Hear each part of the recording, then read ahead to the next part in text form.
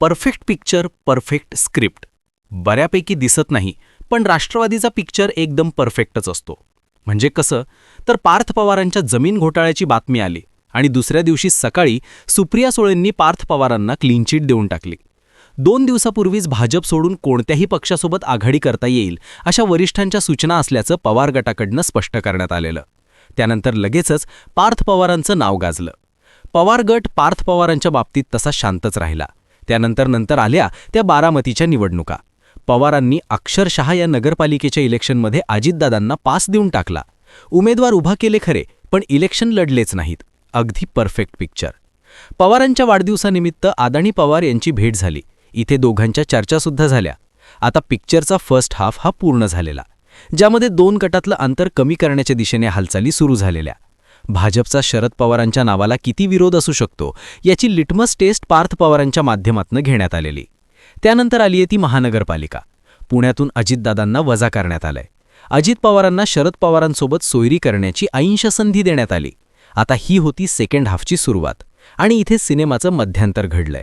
इथनं पुढचा पिक्चर काय असेल? शरद पवार कशाप्रकारे युटर्न घेतील? सुप्रिया सुळे केंद्रामध्ये चांगलं खातं कसं घेऊ शकतील? पाहूयात सेकंड हाफचा अंदाज. नमस्कार, मी कुणाल पाटील आणि तुम्ही बघताय नेमका मुद्दा काय. दिनांक 10 नोव्हेंबर 2024. निमित्त होतं विधानसभेच्या निवडणुकीचं. लोकसभेत अजितदादांना पाणी पाजल्यानं शरद पवारांची चांगलीच हवा होती. बीडमध्ये बोलवडूमार्फत पवारांची मुलाखत घेण्यात आली होती.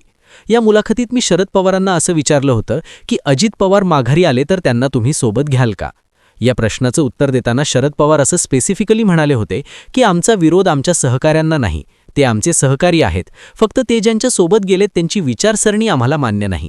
त्यामुळे त्यांना म्हणजेच भाजपला सोडून अजित पवार गट परत येत असेल तर त्याला नकार नाहीये. अर्थात इलेक्शनच्या तोंडावर अजित पवार भाजपला सोडून परत फिरले तर आपण त्यांना सोबत घेऊ देऊ, हे शरद पवारांचं विधान महत्त्वाचं होतं.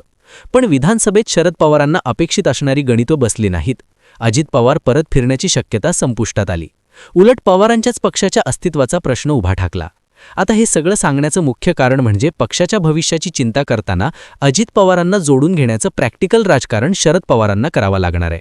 पण त्याचसोबत भाजपची साथसुद्धा स्वीकारावी लागणार आहे. जी विचारसरणी मान्य नाहीये म्हणून शरद पवार सातत्याने सांगू पाहतायत, तिथंच शरद पवारांना तडजोड करावी लागणार आहे. अर्थात शरद पवारांचं राजकारण यशवंतराव चव्हाणांच्या मार्गावर आलेलं आहे. कसं, तर यशवंतराव चव्हाणांचं राजकारण शेवटच्या काळात इररिलेव्हंट झालं होतं. असं सांगतात की अक्षरशः यशवंतरावांना आपल्या दाराच्या बाहेर चप्पल ठेवायची वेळ आली होती. कारण काय, तर माझ्याकडे अजून लोकांची गर्दी आहे हे दाखवायचं होतं. अर्थात ही वेळ कोणामुळे आली हा नंतरचा विषय आहे. पण शरद पवारांनी यशवंतराव चव्हाणांच्या राजकारणाचा सेकंड हाफ अगदीच जवळून पाहिलाय. एका बाजूला वैचारिक तडजोड न केल्यानं यशवंतराव मोठे ठरतात. असो, आपल्याला शरद पवारांच्या बाबतीत मात्र असं घडताना दिसतं का हे पाहायचंय. आज शरद पवारांनी वैचारिक तडजोड स्वीकारली नाही तर पवारांचं राजकारण असंच इररिलेव्हंट ठरताना दिसू शकतं. लक्षात हे घेतलं पाहिजे की शरद पवार आता या पातळीवर नाहीयेत की पक्षातनं नवीन नेतृत्व तयार करू शकतील. दुसरीकडे 2029 पर्यंत एकही इलेक्शन नाहीये. त्यातही जे 2019ला करता आलं नाही, 2024ला करता आलं नाही, ते 29ला होईल असंही सांगता येत नाही. शरद पवारांच्या समकालीन असणाऱ्या HD देवेगौडा, लालू प्रसाद यादव अशा नेत्यांचं आणि त्यांच्या पक्षांचं काय झालं याची जाणीव शरद पवारांना आहे. थोडक्यात यशवंतरावांना पुढे पक्षाची जुळणी आपल्या वारसदारांची जुळणी करायची नव्हती. पवारांचं मात्र तसं नाहीये. वारसदार आणि भविष्यात पवार गटाची सोय लावणं हे शरद पवारांचं कर्तव्य असल्याचं दिसून येतं. आता मुद्दा येतो तो म्हणजे शरद पवारांनी वैचारिक प्रतारणा केली तर काय होईल? कारण प्रॅक्टिकल राजकारणात भाजपसोबत जुळवून घेणं हेच राजकारण दिसतं. पण तसं केलं तर पवारांवर होणाऱ्या टीकेचं काय? पवारांनी अखेरच्या काळात वैचारिक तडजोड केली, ही टीका पवारांना आपल्या पश्चातसुद्धा सहन करावी लागेल. ऐन उमेदीच्या काळात पवारांनी असा निर्णय घेतला असता तर चाललं देखील असतं. काँग्रेस सोडणं, पुन्हा काँग्रेसमध्ये सामील होणं, पुन्हा सोनिया गांधींच्या परदेशीपणाचा मुद्दा घेऊन बाहेर पडणं, 2-4 महिन्यात एक होणं, हे पवारांच्या राजकारणाच्या ऐन उमेदीत झालं. पण अखेरच्या काळात कसं करायचं हा महत्त्वाचा मुद्दा. थोडक्यात एकीकडे आजवरचं प्रॅक्टिकल राजकारण पुढे घेऊन जात भाजपसोबत जायला होकार द्यायचा आणि दुसरीकडे वैचारिक तडजोड न स्वीकारता पक्षाची वाताहत होऊन द्यायची. या प्रश्नाचं उत्तर मिळतं शरद पवारांच्या निवृत्तीत. शरद पवार निवृत्ती स्वीकारतील आणि शरद पवार गट राष्ट्रवादीत मर्ज होईल असा पिक्चर आत्ता तरी असल्याचं दिसून येत आहे. अर्थात या राजकारणात प्रमुख मर्यादा येते ती भाजपची. भाजपला शरद पवार हवेत का? जर पवारांचं राजकारण संपुष्टात येत असेल तर पवारांना पुन्हा अजितदादांसोबत जोडून बळ का द्यायचं? कुबड्या फेकून देण्याच्या ऑपरेशनमध्ये अजितदादांनाच खाली खेचणं हा उद्देश असताना शरद पवारांना सोबत घेऊन पवारांचं बळ वाढवण्याचा उद्देश गैरलागू ठरू शकतो. अर्थात इथं दोन मतप्रवाह भाजपमधनं आहेत. एका गटाचं असं म्हणणं आहे की अजित पवार आणि राष्ट्रवादी हा पक्ष खरा मित्रपक्ष ठरू शकतो. जिथे मुस्लिम मतं मिळवता येत नाहीत, ज्या पॉकेट्समध्ये अजूनही भाजपला प्रवेश करणं कठीण ठरतं, तिथे अजितदादांची साथ महत्त्वाची ठरते. याउलट शिंदे आणि आपला मतदार एकच आहे. त्यामुळे शिंदेंना दूर करून अजितदादांना मर्यादित स्वरूपात ठेवणं महत्त्वाचं आहे. आता या राजकारणात शरद पवार नसणं महत्त्वाचं आहे. कारण अजित पवारांसोबत शरद पवार आले तर अजितदादांचं बळ वाढतं. पण केंद्रातल्या तडजोडीत शरद पवार महत्त्वाचे ठरतात.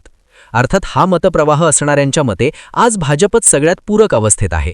अशावेळी ठाकरे पवार हे विरोधकच नष्ट करून टाकू असं म्हणणाऱ्यांचा आहे. दुसरा मतप्रवाह असा आहे. तो म्हणतो की पवारांसोबत तडजोड करावी. अजित पवार हे सहयोगी म्हणून राहून द्यावेत. सोबत शरद पवारही असावेत. कारण दिल्लीची ती गरज असू शकते. शरद पवार इंडिया आघाडीतले महत्त्वाचे नेते आहेत. आजही त्यांच्यामुळे काँग्रेसला इतर पक्षांसोबत टिकून ठेवणं सोपं ठरतं. शिवसेना सोबत असावी ही काँग्रेसच्या वरिष्ठांना पटवून देण्याची भूमिका पवारांनीच घेतली होती. अर्थात हा पवारांचा हस्तक्षेप भाजपसाठी महत्त्वाचा ठरतो. मोदींनंतर कोण या परिस्थितीत भाजप आहे तसा राहणार नाही. अशावेळी विरोधाची स्पेस काँग्रेस घेईल. अशावेळी शरद पवारांसारखे नेते सोबत ठेवावेत, जेणेकरून इलेक्शन आणि राजकारण सोपं ठरू शकतं. अर्थात आजही कोडं सुटलंय का तर अजिबात नाही. त्यामुळे अजित पवार आणि शरद पवारांचं कितीही ठरलं तरी दिल्लीचा अंतिम शब्द अजून ठरलेला नाहीये. तरीही समजा असं ठरलंच की भाजपने शरद पवारांना रिस्पेक्टफुल रिटायरमेंट द्यायची आणि त्यानंतर अजितदादांना सोबत घेऊन आवश्यक ते नेतेच सोबत घ्यायचे, तर भाजप तात्पुरत्या पातळीवर शरद पवारांना स्वीकारताना दिसेल. कारण 8 खासदारांचं बळ शरद पवारांकडे आहे हे विसरून चालत नाही. पवार फॅक्टरवर निवडून आलेल्या या खासदारांसमोर आत्तापासूनच पुढच्या वेळेस कसं निवडून यायचं हा प्रश्न आवासून उभा आहे. त्यामुळे खासदार तरी पलटी मारणार आहेत हे नक्की आहे. अशावेळी अजितदादांचं मूल्य पुन्हा वाढवणं हे पवारांचं राजकारण असू शकतं. अर्थात या पिक्चरमध्ये पुढे काय घडू शकतं? पुण्यातली युती, पिंपरी चिंचवडमधली युती, त्यानंतर शरद पवारांची निवृत्ती, त्यानंतर केंद्रात पाठिंबा, कदाचित केंद्रात सुप्रिया आणि राज्यात अजित, ही जुनी मंडळी पुन्हा तयार करणं आणि सत्तेचा फायदा घेणं. अर्थात या राजकारणात प्रशांत जगताप यांच्यासारख्या नेत्यांचे नाराजीनामे हे घडत राहतील इतकंच काय ते. बाकी तुम्हाला काय वाटतं? खरंच पवारांच्या राजकारणात असं काही घडताना आपल्याला दिसेल का?